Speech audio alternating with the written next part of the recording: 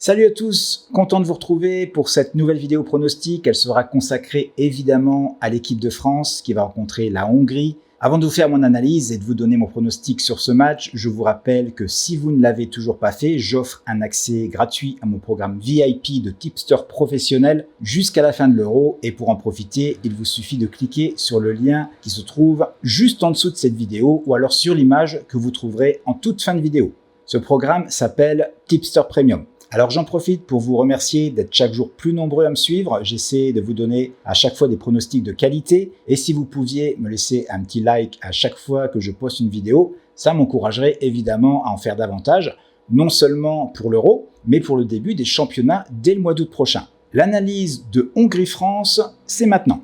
Alors la France a débuté on ne peut mieux cet Euro avec 7 victoires en Allemagne, 1-0. Le prochain adversaire de l'équipe de France n'est pas du même calibre avec la Hongrie. Mais attention, c'est une équipe dont il faut se méfier, puisqu'au match précédent, les Portugais ont eu vraiment du mal à percer cette défense hongroise, puisque le premier but n'est arrivé qu'en toute fin de match, à la 84e minute. Et pendant très longtemps, on a bien cru qu'il allait y avoir 0-0 dans cette rencontre. Alors pourquoi cette résistance hongroise? Eh bien déjà parce qu'ils jouent à domicile, on le voit ici, au Puskás Arena de Budapest, avec un stade quasiment plein, plus de 55 000 spectateurs.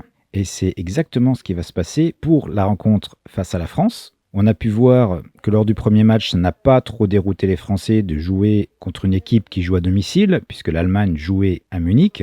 L'équipe de France a réalisé un très bon match contre l'Allemagne, surtout défensivement, avec un Raphaël Varane exceptionnel, Kanté toujours aussi régulier et excellent, et puis Pogba qui m'a également impressionné. Pour ce match, il n'y aura aucun blessé côté français, mais pour en revenir à la Hongrie rapidement, si on regarde un peu les matchs qu'elle a joués avant cet Euro, eh bien on se rend compte que c'est plutôt bon, avec notamment une victoire en Bulgarie, une victoire en Serbie, une victoire contre l'Islande, une victoire contre la Turquie, et puis après d'autres victoires, mais contre des équipes beaucoup plus faibles comme Andorre ou Saint-Marin.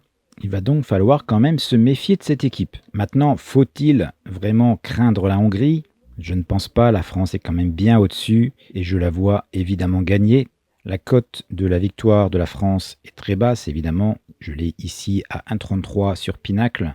Je vais donc opter pour un pari Asian Handicap et je vais vous proposer exactement le même que j'ai proposé sur le match d'hier sur l'Angleterre, c'est-à-dire un Asian Handicap de moins 1,25 à une cote ici de 1,78. Si vous pariez sur un bookmaker comme OrbitX, eh bien le pari Asian Handicap de moins 1,25 se définit ainsi, c'est moins 1 et moins 1,5. Ce qui est exactement la même chose. Si par exemple vous pariez 100 € sur ce match, eh bien c'est comme si vous mettiez 50 € sur le Asian Handicap moins 1 et un autre 50 € sur le Asian Handicap moins 1,5. Ce qui fait en fait que vous avez mis 100 € sur la moyenne de ces deux paris, donc moins 1,25. Et donc qu'est-ce qui va se passer? Eh bien si la France gagne par un but, vous ne gagnez pas ce pari, mais vous perdez la moitié de votre mise, donc 50 € pour une mise de 100 €. Et pour gagner pleinement ce pari, il faudra que la France gagne par au moins 2 buts de différence. Et sur ce pari, je miserai 2% de mon capital.